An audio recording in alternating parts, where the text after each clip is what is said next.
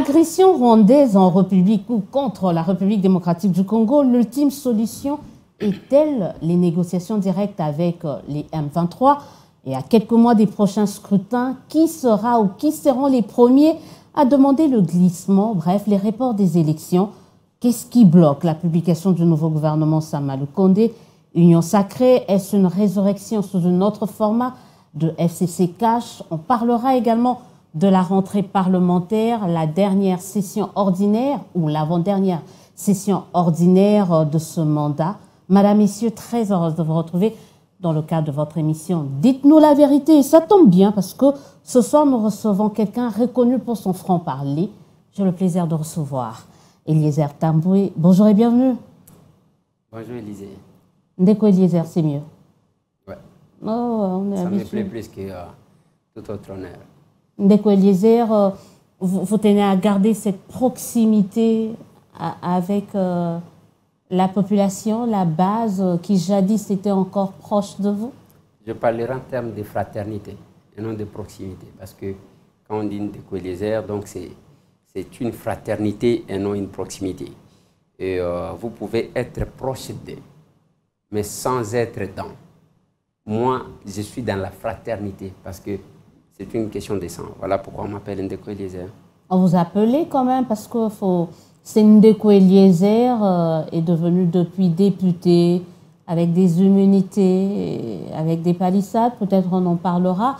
Est-ce qu'il garde toujours cette fraternité, avec cette complicité qu'il avait jadis avec ses autres frères? Ndeko Eliezer, qui considère qu'il a vécu avec ses immunités depuis sa naissance, parce que n'était ça le régime sanguinaire devrait l'abattre. Vous parlez de quel régime? Le régime passé. Et, il a été toujours couvert de ses immunités depuis la naissance parce que c'est Dieu qui protège. Ndeko Eliezer avec palissade, mais pourquoi pas Ndeko Eliezer avec tracteur? Parce que nous en avons acheté pour chercher à nourrir les gens dans le cadre de notre parti Action commune pour la République. Là, on n'en fait pas allusion. On se limite à des termes manipulateurs, si pas des vocabulaires, des détournements de ce qui est essentiel. Et bien voilà. Dans un pays quand même, est-ce que vous comprenez ces gens-là qui trouvent ça quand même assez affligeant de voir des députés qui sont hyperment bien payés, être rémunérés, se faire offrir des cadeaux estimés à plus de 35 000, 38 000 $? Heureusement que ça sort de la bouche d'une grande journaliste comme Élisée Odia que je connais, quand elle affirme sur le plateau de la télévision qu'on est à 30 000, 35 000. Peut-être que c'est le secret qui nous attend. Avec, comme vous côtoyez le président Mbosso, peut-être que vous avez déjà arrêté au moins les émoluments. Vous ne connaissez pas le prix des palissades? Les émoluments à 30 ou à 35 000 $. Non, je parlais de la palissade, on l'estime à 38 000 $ avant qu'on ne parle des émoluments. Je n'aime pas engager ces débats-là parce que nous en avons beaucoup parlé tout à l'heure. Là, je vous disais heureusement que Mme Élisée Odia connaît M. Tamboué. Ce n'est pas au Parlement que M. Tamboué a acheté une voiture. Nous avons quand même acheté une voiture déjà dans le cadre de notre profession journalistique. Surtout parler à M. Tamboué qui est journaliste comme vous, c'est diminuer la presse. Journaliste. Et, bon, je ne sais pas si Élisée Odia a qualité de m'enlever cette qualité, ça. On en parlera dans une autre émission, mais vous ne pouvez pas prétendre être à la fois politique et journaliste. C'est incompatible. Oui, moi, je ne sais pas. L'incompatibilité provient de quoi? De la loi ou bien de la pensée de la personne? On en reparlera, mais on revient d'abord sur cette histoire des palissades. Bien sûr, j'ai dit.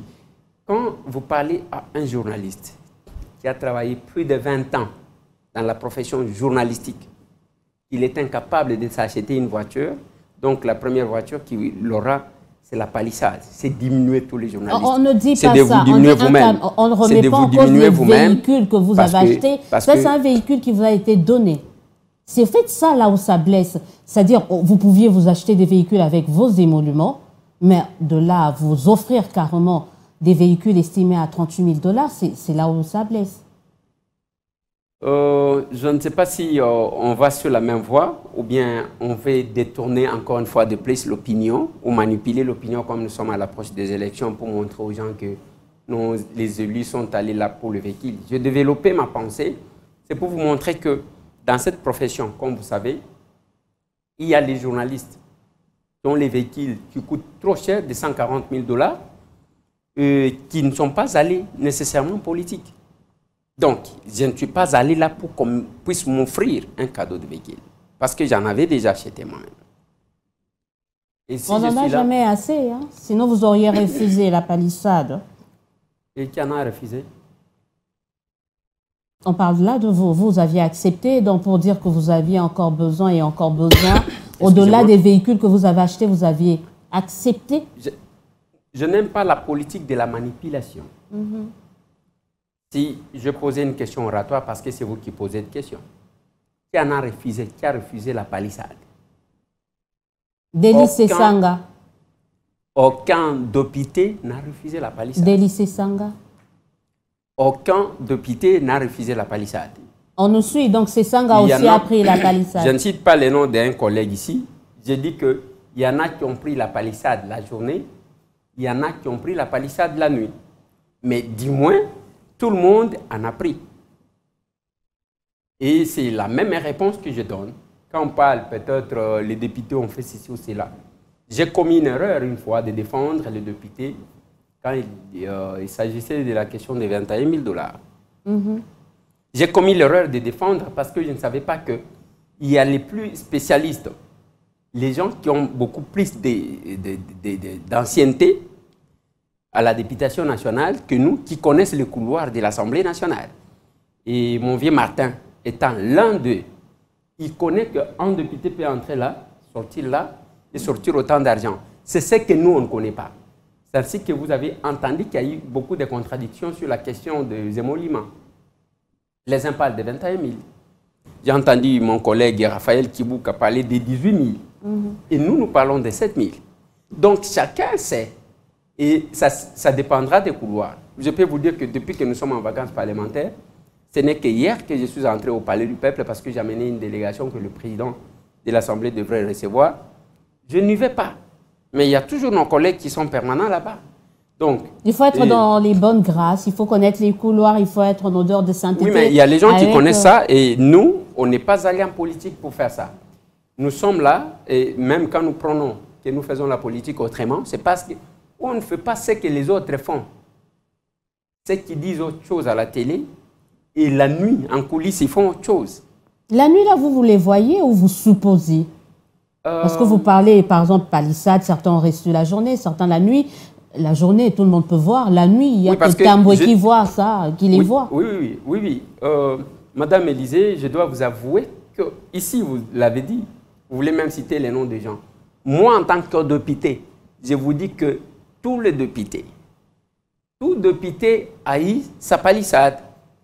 Et si l'un n'a pas retiré la journée, il en a retiré la nuit. Donc, c'est ça, va récupérer sa palissade la nuit. La journée, on l'aurait su, la nuit. C'est vous qui disiez. Si l'un n'a pas utilisé la palissade, ce n'est pas parce qu'il n'en a pas eu. Peut-être qu'il l'a vendu pour faire autre chose. Pour peut-être payer les crédits ou la dette ou acheter une portion de terre quelque part. Donc, j'ai dit ici que si l'un n'a pas eu la journée, la nuit, il l'en a eu. Alors, cette politique de manipulation, chercher à manipuler l'opinion contre ses collègues, ce n'est pas bon. C'est là même que j'ai dit, quand il y a eu cette histoire de 21 000, j'ai dit, bon, admettons que tous les députés touchaient 21 000 $. Moi, je connais mon vieux. Une fois... Quel vieux? Mbosso Non, c'est lui qui avait sorti la question de 21 000. Martin Fayulu? Bien sûr. Quand j'étais journaliste simple, parce qu'aujourd'hui je suis journaliste composé, quand j'étais journaliste simple, j'ai eu à l'accompagner, moi, à Freeland. À l'époque, quand on lui avait mis l'argent qu'il n'était pas d'accord, je l'ai vu m'appeler, je l'ai accompagné, il est allé remettre l'argent. J'étais là, d'ailleurs. Voilà, on était avec vous, heureusement. Mais si, le cas des 21 000, le député touché, depuis le mois de janvier, tel qu'il avait dit, alors qu'il est représenté par Ados Ndombasi, par Charlotte Machial qui est décédée, remplacée par une autre collègue. Il y a quand même quelques députés, même les collègues Kassekwa. Kassekwa Jean-Baptiste. Oui, Jean-Baptiste et Kassekwa qui sont là. Donc, s'ils étaient contre, nos collègues là de décider, parce que je sais que pour ceux qui concernent son suppléant, on amène quand même les tours à Fadel. On pouvait nous rappeler, ou vous rappeler, vous, pour aller retourner cet argent-là, qu'ils étaient contre. Peut-être qu'il s'est fait rouler aussi, hein, peut-être qu'il s'est fait dribbler par ses députés, on ne sait jamais. On ne se limite pas, non. Le vieux Martin, c'est un vieux qui connaît quand même la politique, parce qu'il n'est pas comme nous. Nous sommes à notre premier mandat. Nous, les ados, nous pouvons nous tromper. Mais un caïman comme Kassekwa, Kassekwa connaît tous les couloirs là-bas. Et il sait que j'arrive là, je peux frapper là, je peux faire ça. Nous apprenons encore. Nous tâtonnons, on ne connaît pas les couloirs. Vous ne connaissez pas encore le couloir, mais ça fait 5 ans que vous côtoyez ce couloir, le jour comme la nuit, parce qu'il y a 2 fois les plénières vont jusqu'au tard.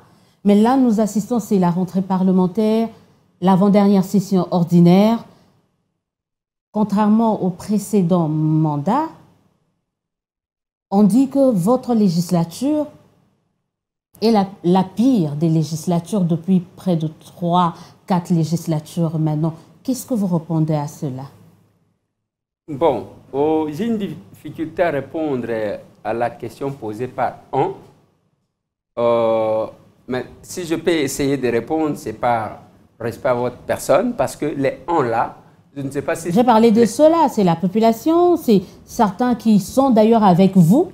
On ne peut pas tout le temps donner les noms, mais certains qui sont dans cette législature et qui ont été dans les législatures passées disent que celle-ci est pire que toutes les autres précédentes. Oui, je comprends. J'ai regardé vos lèvres pour comprendre s'il s'agit d'une législature pure ou pire. Pire. Ah, bien sûr. Voilà comment moi je vois la chose. Ceux qui ont fait beaucoup de mandats, ou plusieurs mandats, ont raison de dire ça. Parce qu'ils n'ont pas eu la possibilité de faire ce qu'ils ont fait le reste des mandats. C'est-à-dire des lois. On va parler en termes des lois. Je sais c'est quoi une loi. Mais je vais d'abord dans le sens normal. Depuis que vous avez connu cette chambre, en fait, depuis l'arrivée des mesures, le départ du maréchal, on commence par tout ce qu'il y a eu depuis 1+4 jusqu'à ce jour. Vous pouvez me citer combien de fois l'Assemblée nationale a sanctionné les membres du gouvernement? Cette législature, moi je suis très fier parce que j'estime que je suis béni. Mon premier mandat, on a eu à faire tomber d'abord notre bureau. Le bureau est tombé, ce n'est pas la démission, OFCC cache Kamer est démissionné, non. Le bureau est tombé là. Nous avons fait tomber tout un gouvernement. Toujours dans ces mandats, après le départ de ce gouvernement du FCC cache, on a fait tomber un ministre de la famille majoritaire de l'Union sacrée, le ministre de l'économie. Et les sanctions se suivent. Comment vous voulez comparer cette législature à d'autres législatures où il n'y avait que le mot d'ordre qui régnait? Voilà là où nous sommes différents des autres. Le reste des législatures, depuis 1+4, c'est le mot d'ordre. Kamer, tu dois démissionner à vos ordres.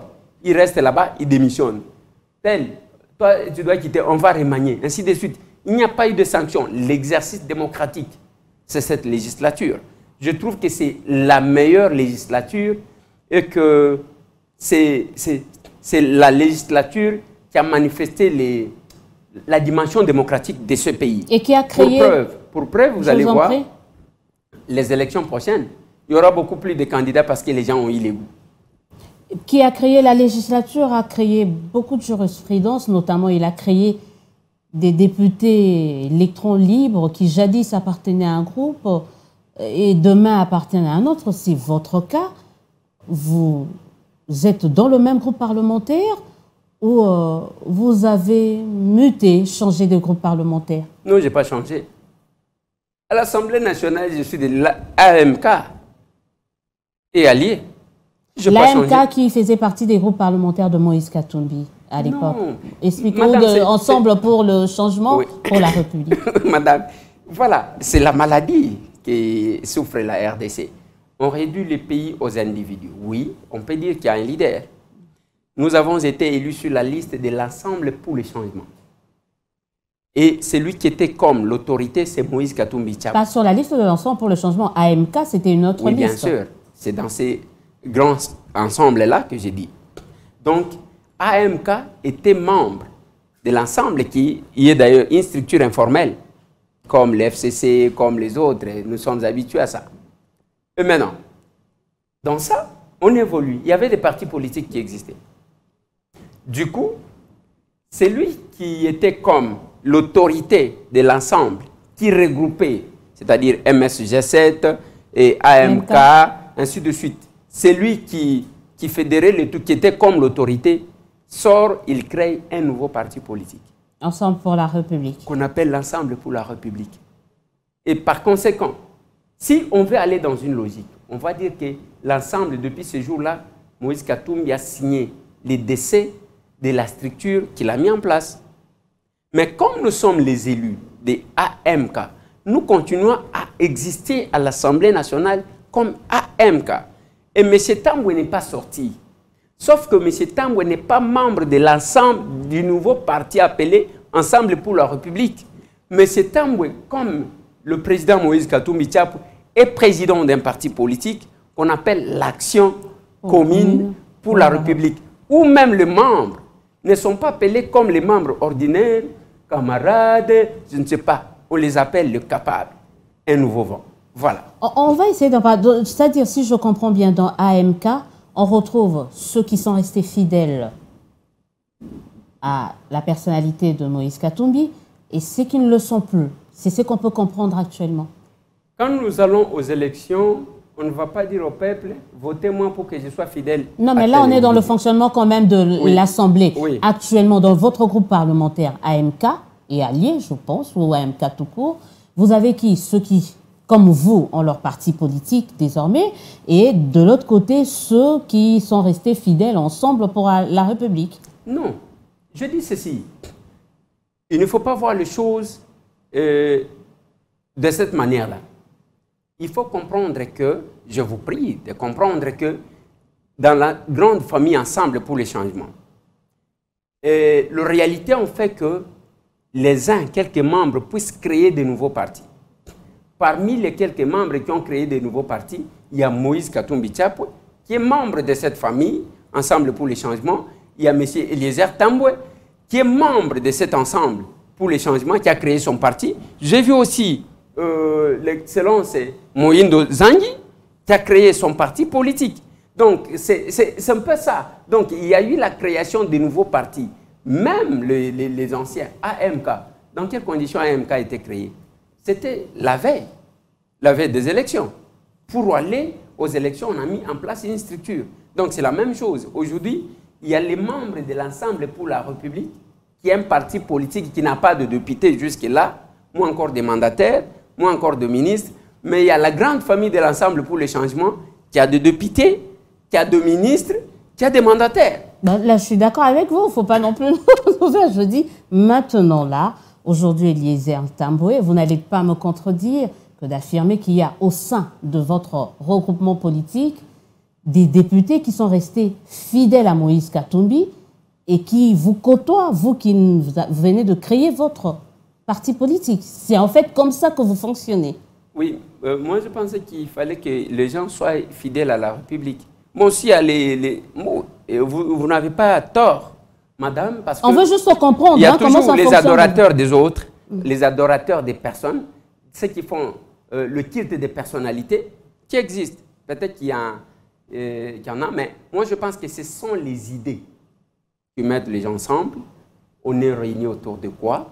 Est-ce qu'on est réunis autour d'un individu alors que les individus meurent? Nous sommes battus dans ce pays avec le vieux Étienne Tshisekedi Wamulumba, qui nous a quittés pendant qu'on l'attendait. Okay? Mais si c'était que les efforts qu'on fournissait, ce n'était que sur l'individu d'Étienne, on laisserait les combats. On est resté, on a continué les combats. Donc c'est pour vous dire que ceux qui vont ceux qui tapent les noms des autres pour les adorer, ils sont là toujours. Aujourd'hui, vous qui êtes ACR, président de l'ACR, Action commune pour la République, comment vous fonctionnez? Les idées vont de pair avec l'union sacrée, toujours dans le cadre de votre groupe parlementaire AMK. Vos idées sont plus proches de l'union sacrée ou plus proches d'Ensemble pour la République? Non, les idées ne sont pas proches ni de l'une ni de l'autre. Vous n'êtes pas de l'union sacrée? Mais c'est un bout de l'union sacrée. D'ailleurs, je suis les délégués des élus de Kinshasa au sein de la coordination de l'union sacrée. Mais votre parti ne l'est pas encore. Le capable premier vice-président, Odi Kalonji, il est membre de l'union sacrée. Le capable deuxième vice-président, Dougi Kulungu, qui est député comme nous autres, il est membre de l'union sacrée. Il faut dire qu'Ogi Kalonji était déjà PPRD, il se retrouve avec vous dans un même parti, mais pas dans un même groupe parlementaire. Vous nous donnez du fil à retordre quand même, vous les députés. Il était dans un autre groupe parlementaire, et là il se retrouve dans votre parti, mais c'est compliqué quand même. C'est pas compliqué. Ouais. Le capable premier vice-président, moi je ne savais pas, vous m'apprenez, je vais lui poser la question après cette émission, je ne savais pas qu'il était PPRD. En tout cas, je ne savais pas. Je ne savais pas qu'il était PPRD, mais je sais qu'il En tout cas, il était dans un parti de FCC. Il était dans un regroupement, je crois, qu'on appelle ATIC. ATIC avec les modérons Timba et les ATIC, autres. Oui. Et c'est ça, parce que quand vous citez PPRD, donc, et même quand vous avez cité PPRD... On dit FCC, en tout cas. J'ai failli... ATIC, il était dans ATIC, J'ai failli vomir, j'ai senti la chair de poule. Le PPRD vous fait... sur le plateau. Le PPRD vous fait vomir? C'est un parti qu'on ne doit pas citer. Ce n'est pas un parti qu'on doit citer. Il faut être tolérant quand même. Je suis très tolérant, c'est pourquoi ils se promènent ici. De quel droit ils peuvent pas être cités? Ils vont même se balader dans les marches de l'opposition. De quel droit ils peuvent pas être cités? Non, je dis ceci, madame.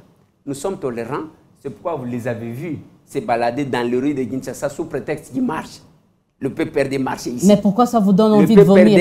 Le PPRD qui envoyait les gens, on a vu les gens s'entraîner pendant 3 ans pour faire du mal aux prêtres. Ils disent là, j'ai des vidéos jusqu'aujourd'hui. On a du père et du fils Kangaïna, Bilamba. Ça, ici, on a vu comment ils nous ont maltraités. Mais comme nous sommes tolérants, nous les laissons. Ils sont en train de chercher à se blanchir. Et à côté peut-être de mon vieux Martin, ce que je regrette, les autres viennent se blanchir. À côté du chef de l'État. Voilà comment ils nous ont pris en étau. Ils se sont dispatchés. Les uns sont allés du côté de l'opposition, tenir mon vieux Martin, montrer que c'est maintenant qu'il faut se battre, sans que le vieux Martin ne comprenne qu'ils sont en train de cracher sur les efforts que nous avons fournis ensemble. Les autres sont allés du côté du chef de l'État. Aujourd'hui, ils sont même gratifiés. Ils deviennent des ministres, ils sont là, croyant que nous avons tout oublié.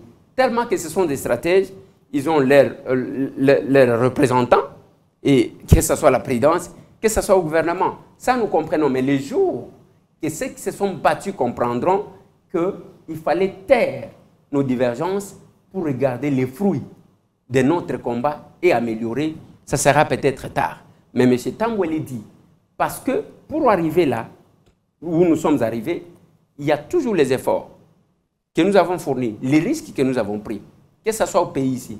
Mon vieux Martin là, je n'aime pas que quelqu'un le touche, parce que je connais. J'ai été au front avec ce monsieur. Je connais, on peut le diaboliser, mais moi je connais le vieux Martin. Mon vieux Franck Djongo Chamba, dont je regrette jusqu'aujourd'hui sa prise de position. Je peux aller à l'extérieur. Il y a eu beaucoup de combattants. Il y a eu les Boketu, il y a eu les Odombo, il y a eu les Babin, il y a eu les Pacheli, il y a eu les Rex Kazadi, il y a eu les commandants Aigle, il y a eu les Richard Mpangi Namilou. Tous ces gens-là, chacun a joué un rôle dans ces combats. Mais à la fin, les gens n'ont pas compris. Parce que je vais peut-être terminer par là, madame, pour que vous vous permettez de poser des questions. Les gens ne comprennent pas. Quand M. Laurent Désiré Kabila vient, il prend le pouvoir par les armes. Il dit à Tshisekedi, ça c'est le pouvoir des violents, de ceux qui ont pris les armes. Alors, on n'a pas se partager avec vous, vous n'êtes pas violent. Prenez par contre les tracteurs, allez faire les champs chez vous à Mupompa là-bas. OK? Mais maintenant, nous venons, et c'est ce régime-là qui a commencé par nous, Joseph Kabila, le régime des violents. Et nous, les non-violents, nous sommes restés dans la rue. Les gens se moquaient de nous, est-ce qu'ils peuvent prendre? Curieusement, On a le pouvoir des non-violents. Les non-violents ne comprennent pas. Ils commencent à combattre, même les mouvements citoyens, même les journalistes engagés, ils commencent à combattre les fruits de leur souffrance, de leur sacrifice et leur détermination. Comme la nature a horreur du vide, les violents sont venus s'immixer entre eux, s'accaparer. Et nous, on a associé les violents, alors que les violents ne nous ont pas associés à la gestion de la chose publique. C'est ce qui m'écoeure. Si ceux qui se sont battus, les non-violents comprenaient, on pouvait faire avancer les choses. Oui, mais il faut dire que ça a toujours été un peu votre bataille, c'était de voir quand même ces opposants d'hier qu'on avait vus à Genève se mettre ensemble et diriger le pays, mais la vie n'est pas toujours faite de ça, il est fait de beaucoup de choses. On parlera, parce que là, les téléspectateurs, vous vous rendez compte qu'il y a tellement de choses à dire sur l'Assemblée nationale, sur la manière dont fonctionnent nos députés, nos partis politiques, et j'espère qu'on se retrouve, mais on va revenir sur l'actualité brûlante ici au pays, c'est l'agression rwandaise. On est maintenant à un peu plus de 300 jours où une bonne partie de l'Est du pays est occupée. Les gens se posent une seule question, comment on arrive à mettre fin à cette guerre? Nous avons estimé que la solution serait de faire ce que nous avons appelé la dérwandarisation des institutions. Nous sommes devenus faibles, une armée faible. Attention à dire que l'armée est faible, on risque de vous taxer d'antipatriote. Hein? Laissez-moi d'abord développer. Ouais, mais... Peut-être que je vais me tromper avant que vous ne puissiez me relever. On a hérité d'une armée faible, d'une classe politique pourrie, des services infiltrés. Voilà au moins la configuration que nous avons. Et nous avons estimé que la solution pour mettre fin à la guerre, c'est la dérwandarisation des institutions. Qu'est-ce que nous entendons par la dérwandarisation des institutions? Comme vous savez, depuis l'AFDEL, tous ces gens-là sont entrés dans les institutions. On a eu même ici les chefs d'état-major, un Rwandais connu. On a eu les sergents, un sergent de l'armée rwandaise qui est devenu général ici. On le prend, on l'amène à la CPI pour comparaître dans quelle langue Kinyarwanda. On a vu ça. Et quand ils viennent, ces gens, vous allez voir, la plupart d'entre eux, ils ne sont que des pasteurs, les hommes de Dieu. Regardez-les. Le pasteur Leruniga, il y avait l'église à GB ici. Donc, tout le monde, ce sont des pasteurs. Donc, ils nous tuent avec la Bible sous les essais. La dérwandarisation des institutions, je donne toujours l'exemple, je venais d'être aux États-Unis, j'ai compris une chose. Tout Américain est agent de renseignement pour son pays. Vous faites quelque chose, il observe et il ne s'était pas. Il appelle la police. Je vois un mouvement suspect juste à côté de nous. C'est ce qu'on ne fait pas. Quand j'explique ça, les gens pensent qu'on ne veut pas que les autres soient... Non, ce n'est pas ça. On a connu Cécile Kyenge, qui était ministre en Italie, elle est congolaise. Elle est devenue par la suite député européen. Nous avons vu Durupo, un Italien qui était devenu Premier ministre en Belgique. On a vu Barack Obama, qui est un Afro-Américain dirigeait les États-Unis d'Amérique. Mais toutes ces personnes-là ont travaillé pour l'intérêt de ces pays-là où ils ont été élevés.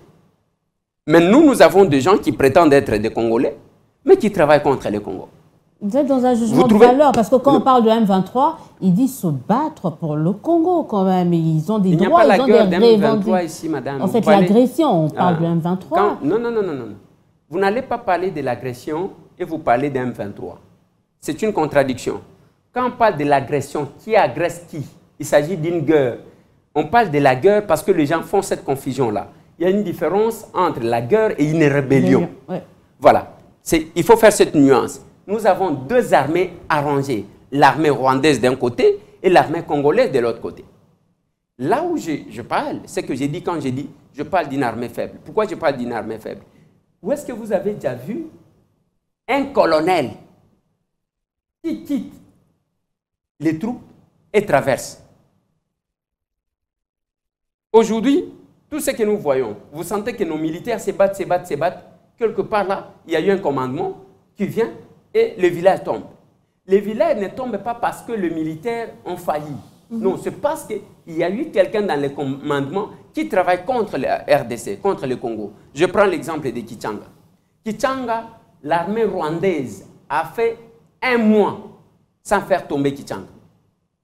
C'est un officier qui va négocier, je ne sais pas de quelle manière, et du coup, Kichanga est tombé. Aujourd'hui, nous apprenons qu'ils se sont retirés de Kichanga. Ils se retirent de quelques villages, mais se retirent. Vous pensez qu'ils se retirent de bonne foi? Mais on a parlé des officiers qui ont été changés. Il y a eu une nouvelle mise en place au niveau de l'armée. Apparemment, ça ne marche pas.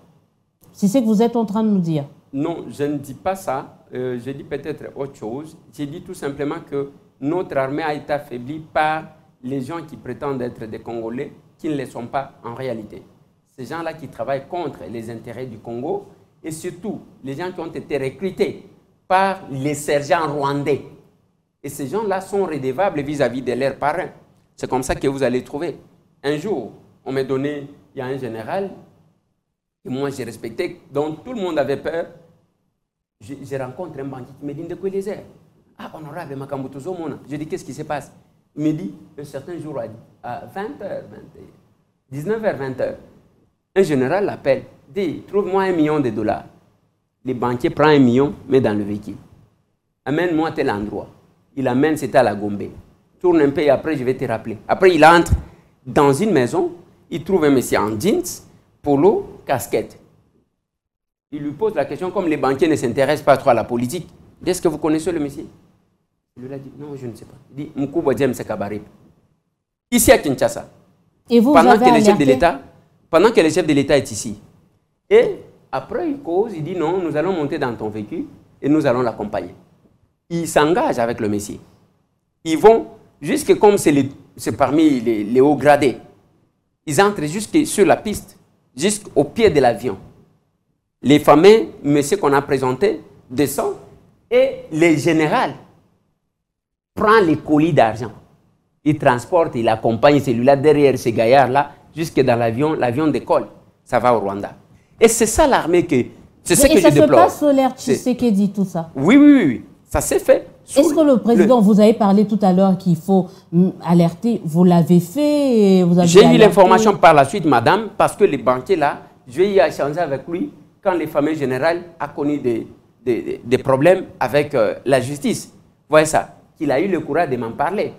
Sinon, il serait mort. Vous connaissez comment ces gens-là se comportent. C'est pour vous dire que là où nous trouvons que cette armée, beaucoup de personnes travaillent, sont redevables vis-à-vis même la classe politique. Vous connaissez Soukabila. Quelqu'un traverse là-bas, c'est Kigali qui recommande le ministre dans notre pays.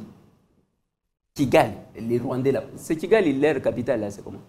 Vous qui vous rendez souvent là-bas. Alors, vous faites des affirmations gratuites, même si moi, je n'ai pas de problème avec le Rwanda. J'irai volontiers à Kigali. Oui. Je n'ai pas de problème avec les Rwandais. Je n'ai pas de problème, je le dis. Peut-être avec le président, oui, mais... Non, je tenais juste à faire cette mise au point. Madame, les Rwandais, je n'ai pas de problème. Madame, même moi, je n'ai pas de problème avec les Rwandais. Ouais. Nous avons le problème contre les systèmes rwandais qui nous fait du mal. Non, mais il faut toujours préciser. C'est ça que j'ai dit. Mais si j'ai touché à vos intérêts, vous allez Non, il n'y a pas question des intérêts, parce que vous m'avez dit Kigali, je ne suis jamais allé, mais j'irai volontiers un jour. Ça ne me poserait pas de problème. Je vous en prie, on peut continuer. Je ne refuse pas, madame, parce que le monde est devenu un village planétaire. Alors, les gens, on a vu, le ministre est renommé, recommandé par Kigali. Quand on parle de Kigali, madame, je ne sais pas pourquoi vous avez eu des palpitations, parce que... Non, pas palpitations, parce que vous m'avez dit là où je vais régulièrement. Ça ne m'a pas fait de palpitations, du tout. Mais je vous en prie, continuez. Madame, je disais, quand on parle Kinshasa, c'est-à-dire, on voit le pouvoir de Kinshasa. Quand on parle Kigali, nous sommes agressés par les Rwandais. Ce ne sont pas tous les Rwandais qui nous agressent, c'est le système politique rwandais qui nous agresse. C'est de ça que je parle. Moi, je ne parle pas d'M23, c'est vous qui connaissez M23. À ce que je sache, l'M23 n'existe plus. Même là, quand vous apprenez qu'ils sont en train de se retirer du village, sans faire une déclaration, vous pensez qu'ils se retirent, ils sont en train de s'organiser. Si on ne fait pas attention, ils peuvent nous prendre Goma comme ça un jour, parce que ces gens-là sont bizarres. Je reviens à ma question, on fait quoi? Ça n'a fait que durer. Là, on parle de 300 jours, mais ça fait 30 ans que ça dure. Ouais. Qu'est-ce qu'on fait? Il faut dérwandariser les institutions. Seulement ça? Oui. Il y a des réfugiés qui sont congolais, qui sont au Rwanda et qui doivent revenir.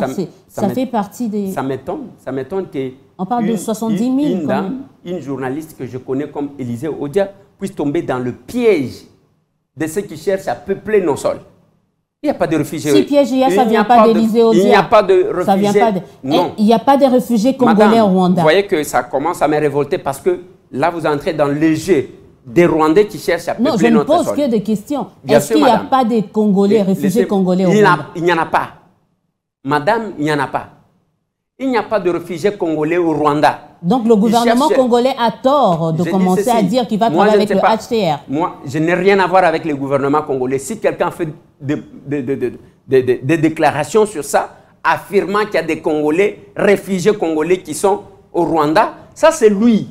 Ça c'est lui. Moi, je ne peux pas accepter comme ça. Je sais que les Rwandais cherchent à peupler nos sols avec les Rwandais qui sont là-bas sous prétexte des réfugiés.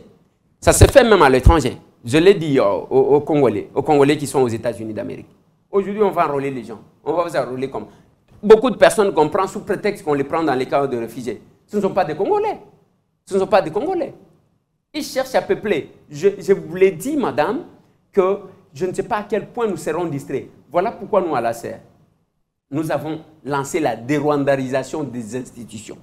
Tous celui qui travaille contre le Congo, que ce soit dans les services de renseignement, que ce soit dans l'armée, que ce soit dans la police, que ce soit parmi les acteurs politiques, il faut les dénoncer auprès des services compétents. Mais si les services n'agissaient pas, nous allons porter plainte contre les animateurs de ces services-là. Parce que je ne comprends pas jusqu'à quel point nous serons complices de notre malheur.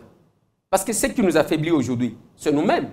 On cache les serpents, on les protège. Vous êtes d'accord quand même avec le président français quand il dit, ou les Nations Unies, le Conseil de sécurité des Nations Unies, Français, Macron et les autres, quand ils disent le problème des Congolais, c'est le Congolais eux-mêmes qui doivent trouver des solutions à leurs problèmes.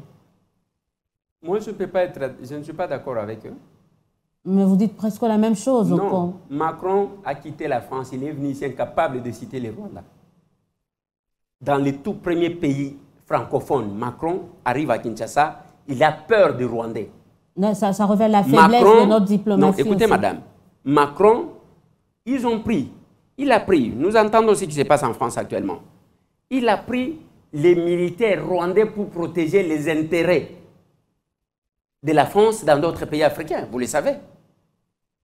Et les conseils de sécurité, les émissaires qui sont venus. Donc vous allez quitter chez vous, vous venez ici pour nous dire, moi prenez-vous vous-même en charge. Mais vous venez de le dire, pourquoi ça vous froisse? Parce que vous-même vous dites que la solution viendra de nous. Eux ils disent ça, pourquoi ça doit vous frustrer? Je parlais de la dérwandarisation. On doit se prendre en charge, c'est aux Congolais justement. Nous devons justement. nous prendre en charge. Oui. Mais cela n'empêche pas que la communauté internationale joue sa partition parce que nous sommes membres. Nous cotisons. Maintenant que nous avons un problème, ils sont obligés de faire ce qu'ils font en Ukraine, ici chez nous.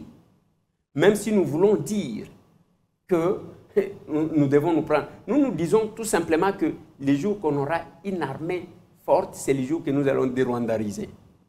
Ceux qui travaillent contre nous.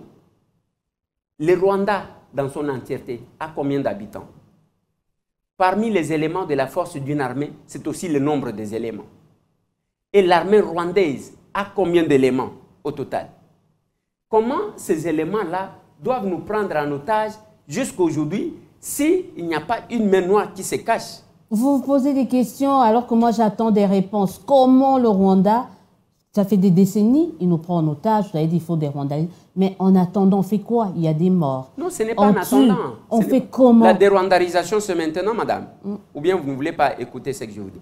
La dérwandarisation, c'est maintenant. C'est-à-dire, Élisée Odia, en dépit de sa qualité de journaliste, elle se met, et elle voit quelque chose de suspect, et le renseigne. Mais le mal avec vous, vous avez vu comment vous avez tremblé quand j'ai cité Kampala? Je n'ai pas tremblé, arrêtez de déformer quand même. J'ai cité je ne sais pas quoi. Non, mais je n'ai pas de problème avec... C'est ça, cette peur-là que nous voulons que vous puissiez enlever, madame. Non, faites pas une affaire personnelle, c'est juste une mise au point. Je ne fais pas une affaire personnelle. En dehors de ça, vous devez savoir que quand les Français menaçaient pas le terrorisme, ils ont marché ensemble. Je suis Charlie. Et les journalistes, et les non-journalistes, les politiques, toutes tendances confondues. Mais nous sommes agressés Nous avons des groupes, l'opposition, nous sommes journalistes. À qui la faute? C'est à se demander nous faisons de notre travail. Ici, sur le plateau, je dois féliciter nos confrères, nos collègues qui étaient en face de Macron. Ils ont montré en quoi est-ce qu'ils sont patriotes. J'ai aimé les questions. Ça, c'est super. Mais nous voulons la dérwandarisation, c'est-à-dire nous devons nous mêler là, quelle que soit notre position. Nous devons dénoncer. Nous devons collaborer avec les services, les informer, tout mouvement suspect. On a sauvé quelque chose. Les Rwandais qu'on a arrêtés du côté de l'aéroport, ce sont les gens là qu'on appelle les chèques, qui ont appelé un élu. Honorable, voilà ce que nous constatons. Nous constatons un faux mouvement comme ça dans une maison inachevée. Du coup, les services sont tombés. On a pris ces gens-là. Si chaque Congolais comprenait ça, si chaque Congolais enlevait la peur vis-à-vis de ces régimes rwandais, auprès de qui les gens vont demander des faveurs pour venir régner dans leur pays, pour les dénoncer, pour rompre avec eux, on va mettre fin à la guerre. On va mettre fin à la guerre. En attendant, la guerre, elle continue. Le processus électoral est en cours. On fait comment? Ça y est, dites-le, on repousse, on glisse, on ne fait plus les élections. Je donne un exemple, madame. Je ne sais pas si on va parler en termes de glissement. L'exemple que je donne, ça c'est notre analyse. Je l'ai dit, vous êtes dans une maison, vous êtes une femme en train de préparer. La femme ne fait pas un seul travail à la fois. Quand elle prépare, elle arrange de l'autre côté la maison. Elle touche un peu partout. Pendant que vous préparez pour que les gens mangent, c'est pour la santé, c'est pour le bien de sa maison et de son foyer, on arrange la maison pour que tout visiteur qui vient puisse voir que c'est bien. Mais entre-temps, un Koulouna entre dans la maison. Comment on va faire? On va continuer à préparer ou on va ranger la maison ou on va d'abord s'occuper... En lieu place du glissement, vous parlerez de quoi? Non, je dis ceci. Vous ne voulez pas du glissement, mais il faut qu'on fasse quoi? Je dis ceci, madame. Ceux qui meurent à l'est du pays ne sont pas moins congolais que nous. Les élections, oui. Je vois beaucoup de candidats présidents de la République, entre guillemets, qui ignorent totalement ce qui se passe à l'est du pays. Ils sont incapables de condamner ni les Rwandais, ni de dire quelque chose là-dessus. Même l'opposition qui a essayé de marcher, on marche, on oublie que c'est les Rwandais qui nous agressent, on commence à s'attaquer au chef de l'État et on agresse Mike Moukébaye. Et c'est tout, donc la marche de l'opposition s'est résumée sur ces deux points-là. Le cercueil contre Félix et l'agression de Mike Moukébaye. On a fait tout sauf l'essentiel dans cette marche-là. Moi, je pense que ceux qui sont dans les zones occupées par les Rwandais ne sont pas moins congolais que nous. Nous devons lever dans nos têtes cette façon-là de penser que n'est congolais que celui qui parle lingala, n'est congolais que celui qui est à Kinshasa. Celui qui parle swahili n'est pas congolais, celui qui parle chiluba ou encore kikongo n'est pas congolais. Non. Ce qui a touché Goma, ce qui a touché Rutshuru, nous a touché en même temps. Est-ce que nous voulons aller? Quelqu'un va vous dire que non, Eliezer Omza, Eli Ben Yeboutem, on n'avait pas... Yumbi. Oui, on parle de ça. On confond la guerre et une rébellion. Ça, c'est un. De deux. Yumbi, Beni, Boutembo, on avait déjà enrôlé les gens. Les gens avaient leur carte. Maintenant, lors des opérations d'enrôlement, il y a ce qu'il y a là-bas. On dit non, on va aux élections. C'est ce qu'il y a d'une église, même pas. Et ainsi de suite. C'est comme si ils étaient convaincus de gagner les élections. Nous sommes très bien préparés. Convaincus ou pas, il faut respecter le cycle électoral. Vous êtes d'accord? Il faut respecter la Constitution. Il faut qu'on ait des élections. Non. La Constitution, c'est quoi? Les lois se définissent comme la convention des partis. C'est nous qui avons mis ces lois-là en place. Mais qu'est-ce qu'on fait? Ceux qui sont agressés, réfléchissons. Alors réfléchissons bien.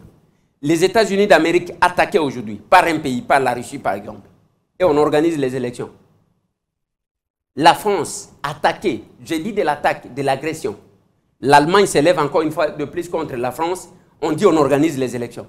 Comment on doit réfléchir comme ça? Mettons une croix sur les élections 2023. Non, on ne met pas une croix. Comme je sens, si c'est sincère, que ces gens-là se retirent, on aura les élections dans les délais. Mais ce n'est pas M. Tambou qui décide. C'est que notre volonté est que tous les Congolais participent aux élections. Je suis contre les gens qui oublient totalement ceux qui sont dans les zones occupées, ceux qui s'en foutent des autres. Comme ça, un jour, nous allons organiser les élections seulement à Kinshasa. C'est comme ça que j'ai comme impression. Ce qui se passe ici, à la porte de Kinshasa même, à Malou, personne qui en parle. On minimise. Vous comprenez? Et pendant ce temps, c'est un officiel rwandais qui vous dit, les jours que l'armée congolaise osera d'entrer même d'un pas sur le sol rwandais, Kinshasa va tomber. C'est-à-dire, ils ont l'argent juste à côté ici. Et qu'est-ce qui manque pour que nous puissions conclure que ce qui se passe à l'est du pays, c'est ce qui est à la porte. On vous entend parler, le pays est vraiment infiltré partout et à tous les niveaux.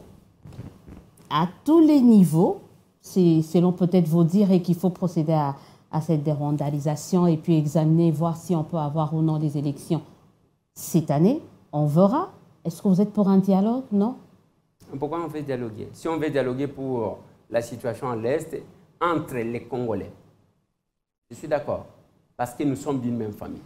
Mais si c'est le dialogue où on doit encore prendre ces gens-là qui viennent de la brousse pour qu'ils deviennent les généraux, pour nous faire du mal, ou encore prendre ceux qui ont tué pour qu'ils deviennent des ministres à Kinshasa et de députés, là je suis très contre.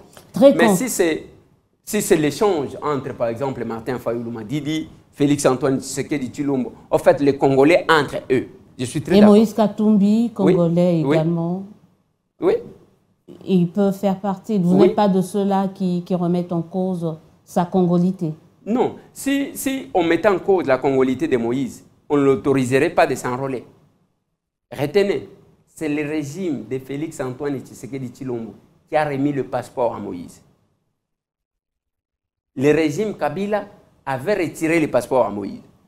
Ce qui m'étonne jusqu'à aujourd'hui, c'est le fait que même Moïse a tendance à s'associer à ceux qui lui ont retiré la nationalité. C'est ce qui est bizarre. La politique est dynamique. On a vu Tshisekedi baptisé avec les Kabila. Madame, vous parlez à quelqu'un qui a étudié la politique, qui a fait licence politique. Je n'aime pas qu'on voie la politique sous cet angle-là. Je dis tout simplement que ce qui est bizarre est que Kabila, Kabange, Katangé, de son État, les frères de la province de Moïse Katumbi, lui a retiré la nationalité. Il a dit, vous n'êtes ni Katangé, ni Congolais.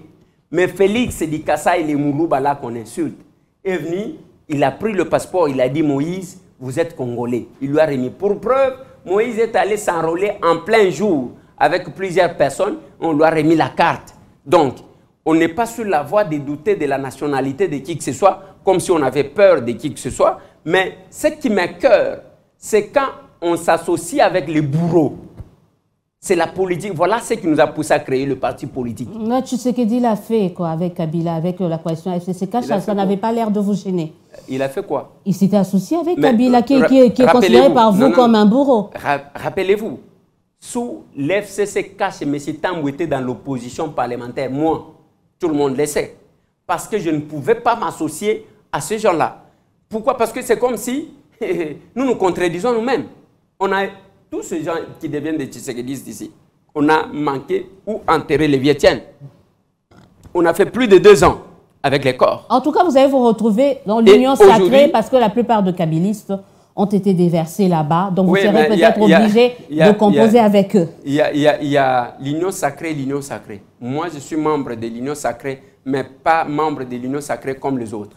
On en parlera. Peut-être ça fera l'objet. On apprend qu'il y a quand même des échanges, des pourparlers, des discussions en cours pour voir si on peut transformer l'union sacrée en une plateforme électorale. Et c'est à ce moment-là on saura si Tambou et Eliezer pactisera ou s'associera avec ceux qu'il considère comme étant des bourreaux d'hier. Déjà, en ce qui concerne l'union sacrée, je vous dis que moi, en tant qu'élu, je suis membre de l'union sacrée. Membre de l'union sacrée. Mais c'est la SER qui n'est pas membre de l'union sacrée. C'est la SER qui n'est pas membre de l'union sacrée. Moi, je vous remercie. On a bientôt terminé. Donc, on a fini, même si beaucoup reste à dire. J'aurais bien voulu que vous puissiez placer un mot sur le nouveau gouvernement. Vous êtes vanté ici du fait que vous avez destitué un ministre de l'économie. Ça fait longtemps où il y a l'intérim et il y a beaucoup de postes vacants au niveau du gouvernement Sama. Et le président avait annoncé un nouveau gouvernement qui se fait attendre. Est-ce opportun, un nouveau gouvernement?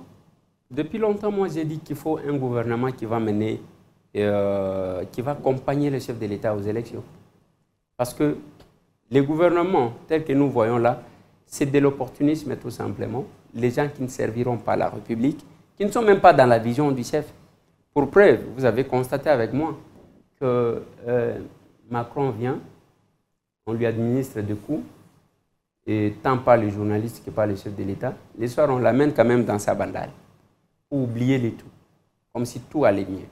Je pense que c'est au chef de l'État lui-même de décider, mais sinon, si ça ne dépendait que de M. Tambou, un gouvernement des combattants serait mieux.